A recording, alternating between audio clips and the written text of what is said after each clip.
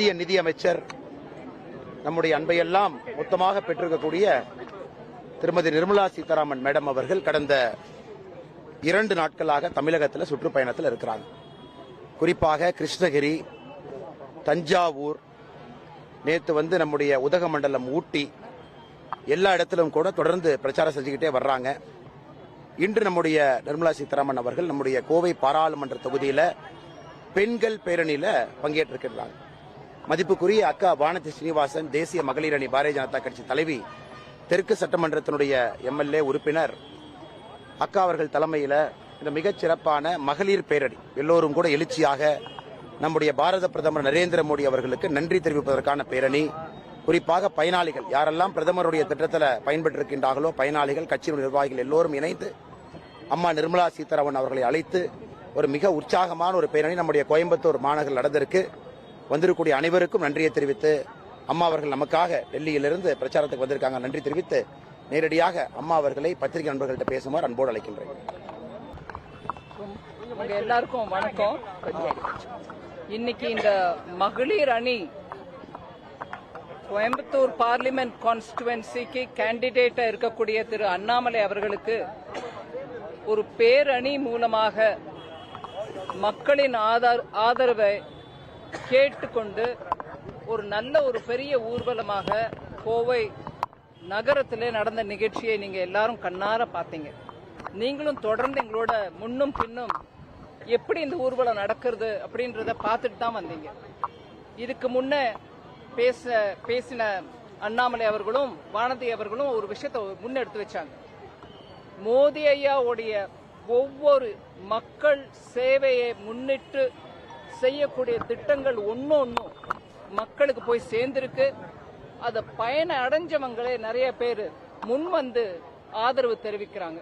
இதுக்கு உதாரணமா இன்னைக்கு காலையில அவினாஷியில தனி தொகுதி அவினாஷி நீலகிரி தொகுதி, அங்க போய் நான் பெண்களிடையே அவங்களுடைய கருத்தை கேட்டேன். அவங்களே முன்ன வந்து எங்க ஊர்ல இது கிடைச்சிருக்கு, எங்க ஊர்ல பெருவாரியா எல்லாருக்கும் கிடைச்சிருக்கு அப்படின்னு பல்வேறு திட்டங்களை பற்றி அவங்களே எடுத்து சொன்னாங்க. நான் பேசுறதுக்கு முன்னாடி நான் பேச வேண்டிய விஷயங்கள் எல்லாத்தையும் பயனாளிகளே வந்து அங்க நின்று பேசுறத கேட்கும்போது மக்களுக்கு போய் சேர வேண்டிய திட்டங்கள் எல்லாம் கூட கீழ்மட்டம் வரைக்கும் போய் சேர்ந்திருக்கிறத கேட்டா, மோடி ஐயா திட்டம் மாத்திரம் போடல, அதுக்கு வேணுங்கிற பணம் மாத்திரம் கொடுக்கல, ஆனா அது லாஸ்ட் வரைக்கும்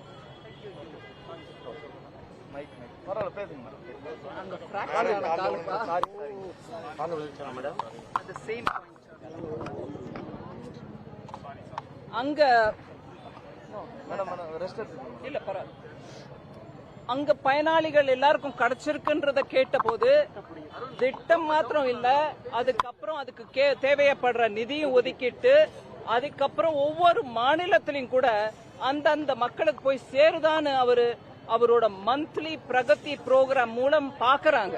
டிஸ்ட்ரிக்ட் அளவுல, மாவட்டங்கள் அளவுல கலெக்டரோட பேசி மக்களுக்கு போய் சேருதா இல்லையான்னு கேட்கக்கூடிய அந்த கவலையோட ஒவ்வொரு திட்டத்தையும் இம்ப்ளிமெண்ட் பண்றாங்க பிரதமர்.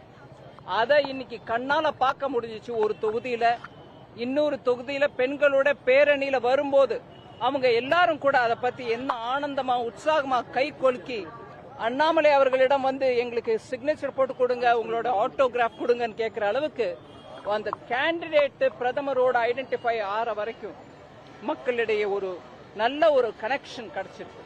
அதனால எனக்கு இன்னைக்கு கோவையில இந்த தொகுதியில இந்த பெரும் ஒரு ஊர்வலத்தின் மூலமாக மக்களுடைய ஒவ்வொரு கடையில இருந்து வெளியில வந்து பார்த்து கை வேவ் பண்ணிட்டு அவங்க சொல்றதுல இருந்து கிளியரா தெரியுது, நல்ல ஒரு பிரதமர், நல்ல ஒரு மாநில தலைவர். அதோட இல்லாம தோழமை கட்சிகள் எல்லாரும் எங்களோட ஒத்துழைச்சு நல்ல ஒரு லோக்சபா எலெக்ஷன் நடக்க போது மக்கள் ஆதரவு கிடைக்கும். அண்ணாமலை அவர்கள் பெரும் மெஜாரிட்டியோட ஜெயிச்சு வருவார்ன்ற நம்பிக்கை எனக்கு.